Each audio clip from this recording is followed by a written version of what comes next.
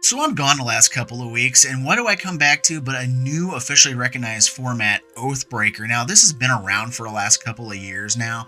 I did try it prior to the pandemic, and it was to mixed results. A lot of the people at our LGS here didn't really catch on to it. They were more embedded into Commander, so it just kind of fizzled away. But with the official recognition that's coming now, I do think that it's going to have more of a chance to grow as time goes on, along with the cards going in, which is basically everything that's legal in Commander, but then also it has its own ban list. So let's take a look. If you don't know what Oathbreaker is, it is a 60-card singleton format, but the difference here is instead of a legendary creature leading the deck, it's led by a legendary planeswalker instead, and that means any planeswalker, which is one of the complaints that Commander has always had, is we have planeswalkers, but they can't lead decks unless they have that little tagline at the bottom saying that this can be your commander. So in this case, all planeswalkers are your commander. The other difference, the big one here, is it also accompanies with a signature spell that is tied to the commander's color identity. So what you do here is you look at it and go, okay, I have a black and blue Oathbreaker, so now I can actually either do a black, a blue, or a black and blue spell as its signature spell, and it has to be an instant or sorcery spell. So then you could just go ahead and say, okay, I want a card draw spell since it has blue in its color identity, and then you can cast that from the command zone the first time for its regular cost, and then it goes right back into the zone, and it taxes it just like a commander. You get 2 additional color every time you cast it, with the caveat that you can't cast it unless you have the Oathbreaker on the battlefield. So that's like the biggest things with this format. Oh, and I'm almost forgetting, there is one more thing. There is in the rulings, anything that says anything about the commander or the command zone, you replace the word commander or command with Oathbreaker. So it's the Oathbreaker zone, your Oathbreaker, like anything like Arcane Signet, recognizing the color identity of your commander, anything like Command Tower that does that kind of thing, it just looks at it and says, oh, this means Oathbreaker instead. So what really is the point of Oathbreaker? Well, it's meant to create games of 4-player pods that are faster, quicker to the point, and just more powerful than your regular 100 cards commander decks, just to get more games in and keep things moving along, as well as give these planeswalkers a chance to shine in the command zone without, being a rule 0 type thing every time you want to mess with one. So now that it's officially recognized, excitement is kind of drummed up a little higher than what it was just a few years ago when it was just kind of an underground type thing. But that also means that people are trying to figure out how to quote-unquote break the format and try to make it as competitive as possible. But just like with Commander, you can play this any way you want. You can play it as casually or as competitive as you want, and you can make this as busted as all possible, or you can just kind of slow it down. So what I have for you, aside from this little primer on Oathbreaker, is a deck list that I've actually had in the past, and I kind of updated it a little bit with more modern cards that have released in the last couple of years since I last played it. So let's take a look at the deck I have for you today for Oathbreaker. I completely felt it appropriate to use the very first quote-unquote Oathbreaker of Liliana. She took the Oath of the Gatewatch back in the Eldritch Moon set, and then was forced to break her oath by Nicol Bolas when she was captured, and her contract reverted to him, and he forced her to lead the Dreadhorde against Ravnica. So I have pulled out here Liliana the Last Hope. For 1 black, you get a 3 starting loyalty Liliana Planeswalker that has +1 up to 1 target creature gets -2/-1 until your next turn. -2, mill the top 2 cards of your library into your graveyard, and then you can return a creature card from the graveyard to your hand. Or -7, you get an emblem with, at the beginning of your end step, put X 2/2 black zombie creature tokens onto the battlefield, where X is 2 plus the number of zombies you control. So this emblem is very similar to Endless Ranks of the Dead, which is in the deck, and we'll talk about it in a little bit. Now, as for the signature spell that's tied to this, I actually picked, it's a little more expensive. You can use quicker and more elaborate reanimation spells, such as Reanimate or Exhume or any of those kind of things. In this case, though, I went for Blood for Bones. For 3 and a black, you get a sorcery that says, as an additional cost, sack a creature, and then return a creature card from your graveyard to the battlefield, and then another creature from your graveyard to your hand. So the question is, why Blood for Bones over the more powerful versions? Well, one, I'm not trying to build this, this competitive, quick as possible deck. This is a little more casual deck. Also, It's on theme for the deck. You're raising the dead with Liliana's tutelage here, and the spell just fits well in that regard. However, it also grants us a second creature back to our hand, and there are going to be times that you want that to happen over a straight return to the battlefield, and we're going to discuss why as we go through the deck. For now, let's break down the deck and the choices that I made for it, and we'll go ahead and start with the creatures. I have this all kind of curved out in the way the deck was set up. So let's go ahead and look at Champion of the Perished.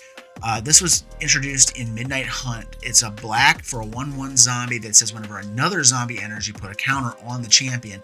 So it just gets bigger and bigger and bigger the longer the game goes along, and turns into a big fat beater as well. We also have Cryptbreaker, 1/1 zombie that has, for one that has 1 in the black, tap, discard a card, create a zombie token, or tap 3 untapped zombies you control, you draw a card, and you lose 1 life. So you can tap this plus 2 other zombies to draw a card. So it gives you a little bit of card advantage, or it is a advantage engine, and then you also put stuff in the graveyard, then we can use that to resurrect later. We also have Diregraph Ghoul, just a 1/1 or a 2/2 for 1 that just enters tapped. It's just a pretty basic zombie, but it's pretty strong.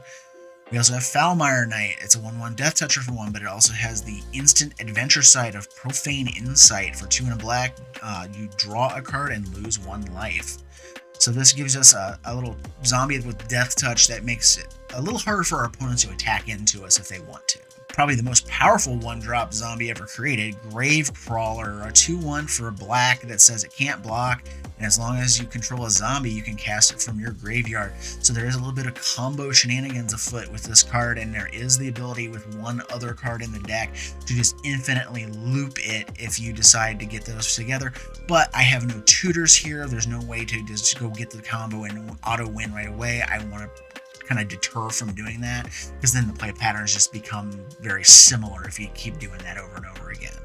We have Shambling Ghast. It's a 1/1 for 1 that when it dies, you either put a negative or go -1/-1 on one of your opponent's creatures, or you create a treasure. It's just a good little zombie. We have Relentless Dead. For 2 black, you get a 2/2 with Menace that says when it dies, you can pay a black, and if you do, return the Relentless Dead to your owner's hand, and then you can also pay X.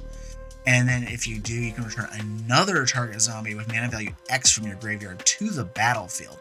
So you can kind of go, okay, I'll pay 1 to get it back, and then say you pay 2 more. So for 3 mana, you get this back to your hand, and then you also get to resurrect like a 2-drop, or you can also do 1-drops. And the curve on this deck is very, very low, so you can actually take advantage of Relentless Dead's trigger effect very often, and I like that. We have Tainted Adversary. For 1 and a black, you get a 2/3 Death Toucher that when it enters the battlefield, you can pay 2 and a black, and you pay for as many times as you pay this, you put that many counters on the Tainted Adversary and create twice that amount of 2/2 zombie tokens with Decayed.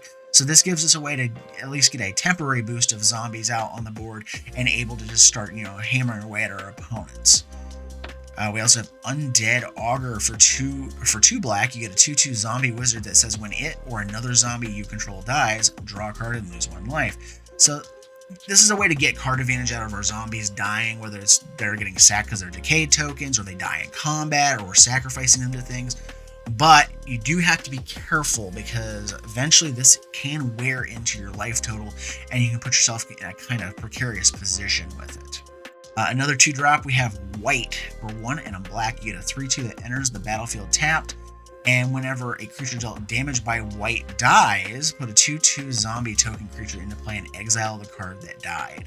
So not only does this kind of, mess with any kind of graveyard shenanigans your opponents are doing, if it gets to exile the thing, you get a replacement creature in place of the white if it dies in combat. But we also have ways to help our zombies in combat and keep them from dying so easily. First off, we have a Death Baron. For 1 black, you get a 2/2 zombie wizard that says skeletons you control and other zombies you control get +1/+1 and have a Death Touch.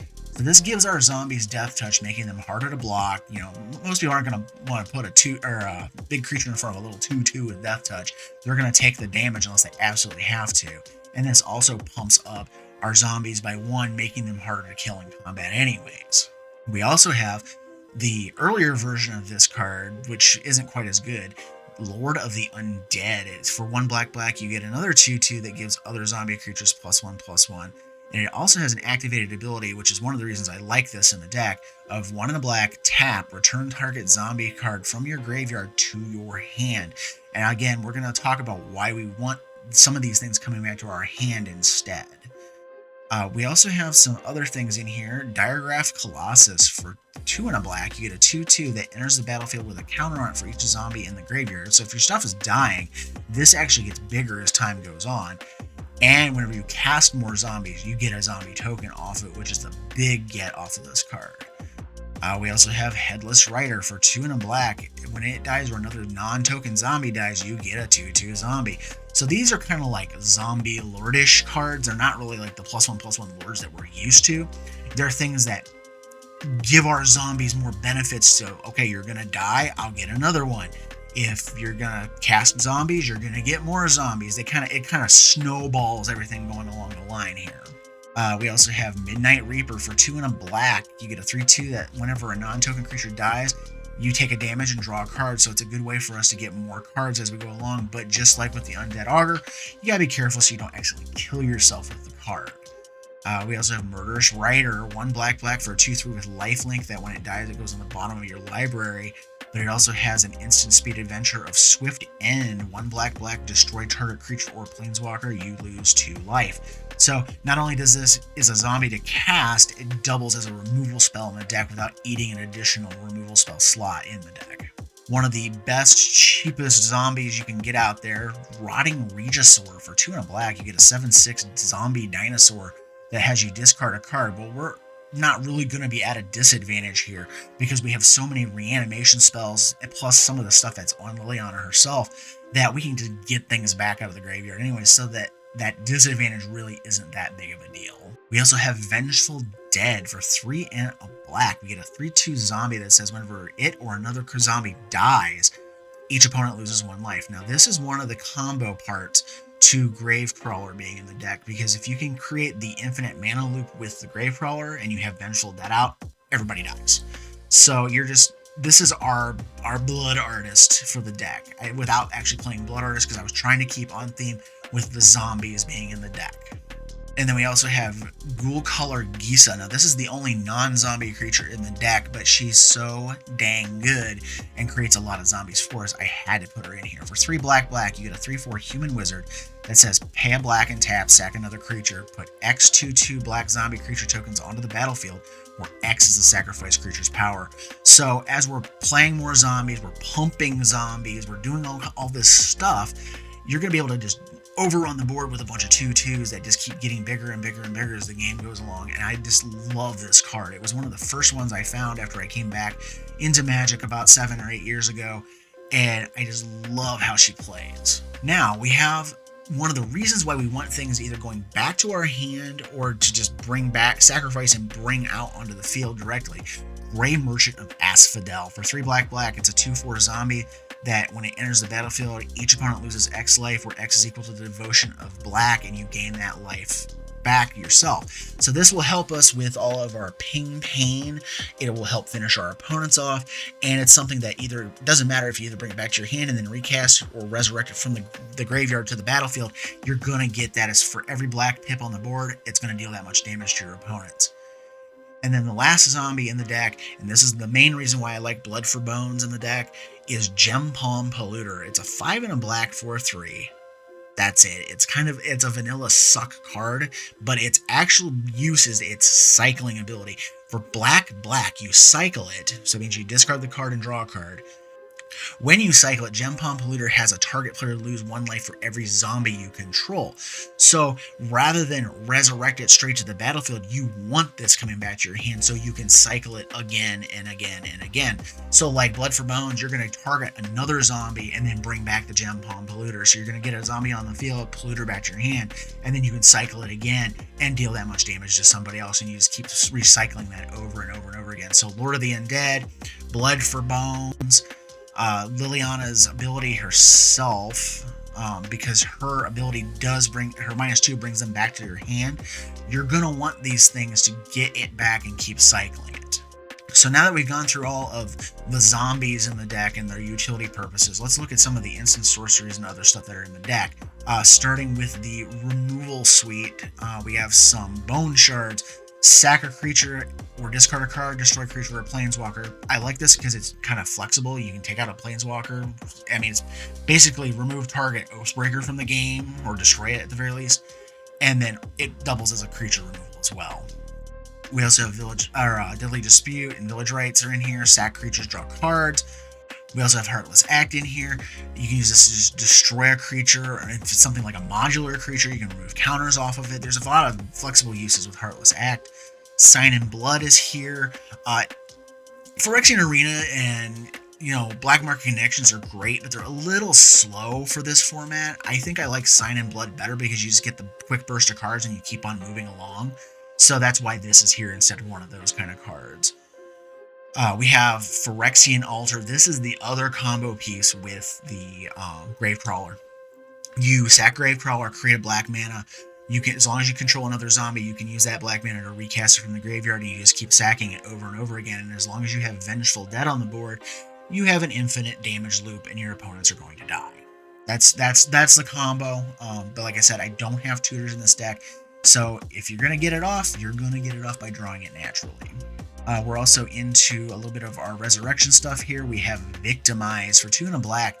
Choose 2 target creatures in your graveyard, sack a creature. If you do, return the chosen cards to the battlefield tapped. So you get 2 things. So sack a zombie token, and then you get 2 actual zombies out of your graveyard to keep using them, and they just keep on coming back. And it fits the theme of the deck. We have Damnation, which, we have to have a little bit of board sweep action going in here. And this is the Black Wrath of God. It's, 2 black, destroy all creatures. They can't be regenerated.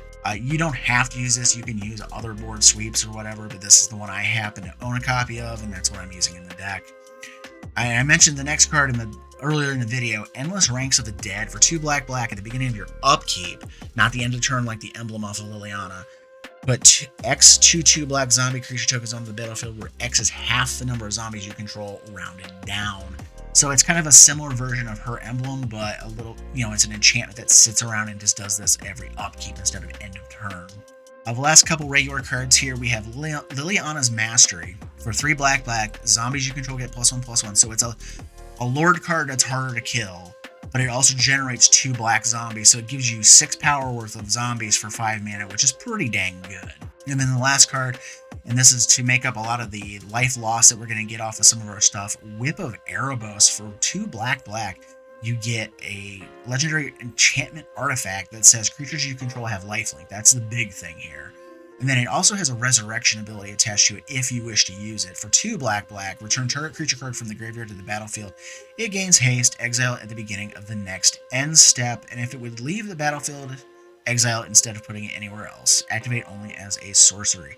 So maybe sometimes you just need that one last, get of getting that Grey Merchant of Asphodel out of your graveyard to kill your opponents, but you don't have another resurrection spell available, or your Blood for Bones has been taxed too much to cast it, it's too expensive. Whatever happens to be the case, then you can just use the activation ability and whip it out, and boom, your opponents are dead, you win the game. So it's just a good backup plan in here, but the big thing here is the lifelink. And I was wrong. We do have a couple more cards. I forgot. The Planeswalkers are separated from the rest of the stuff in the deck builder I'm using. We have Planeswalker for copies of Liliana. We have Liliana Untouched by Death for 2 black. You get a 4 loyalty Liliana, +1, mill your top 3 cards of your library. If one of them is a zombie, each opponent loses 2 and you gain 2, so that helps pad our life a little bit. -2, target creature gets -X, where X is the number of zombies you control. And -3, you can cast zombies from your graveyard this turn. So it's a very, very on-theme Liliana for the deck. And we're going to be using that to get stuff back out of the graveyard. We're going to damage our opponents. It's just a good card all around. And then we have Liliana Dreadhorde General for 4 black, 6 starting loyalty. Whenever a creature you control dies, draw a card, which is great because your stuff's going to be dying a lot.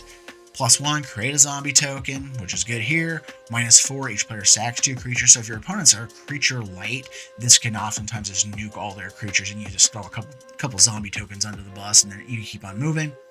And then -9, each opponent chooses a permanent they control of each permanent type and sacks the rest. If you get to 9, you're going to win the game. there's really no way around that. But oftentimes or not, you're not going to get there. The big thing here is the card draw and creating zombie tokens for us. But she's just a really good version of Liliana. And now to the land base, and it's pretty straightforward for the most part. It's 24 lands, 19 swamps, of whatever variety you wish to use. 1 Cabal Coffers, because it's the best not swamp activated land there is. Urborg Tomb of Yawgmoth, because we're using coffers, it makes all of our other non-swamp lands into swamps. Nykthos Shrine to Nyx, because we love our devotion and stuff already in there with the Grey Merchant of Asphodel, and this just helps us get there for a little bit faster. Takenuma Abandoned Mire, which is another resurrection spell for us hidden on the land itself, so we can use that to get stuff back out of the graveyard. And it gets Planeswalkers, so you can let Liliana go to the graveyard and use this to get it back. And then the last land, and it's another one of those things where we don't want stuff coming back to the graveyard right away. We'd rather have it in our hand. Unholy Grotto. It produces a colorless mana, or you can pay a black and tap it and put a zombie on top of your library. So again, if you want that Gem Palm Polluter, or you want stuff like that to be in your hand rather than on the board, you can put it back on top of your deck, draw it off the top, and then do it again and again and again. Or the other trick is you put a different zombie on top. Say you have the Gem Palm in your hand, and then you can cycle the Gem Palm and draw what you just put on top of your deck. That way you have access to it to cast right away. So there you guys have it, my Liliana Oathbreaker deck. Let me know what you think in the comments below. I'm hoping to do some more Oathbreaker content in the future. And if you want more, again, let us know in the comments. And as always, thank you for watching, and we'll see you in the next video.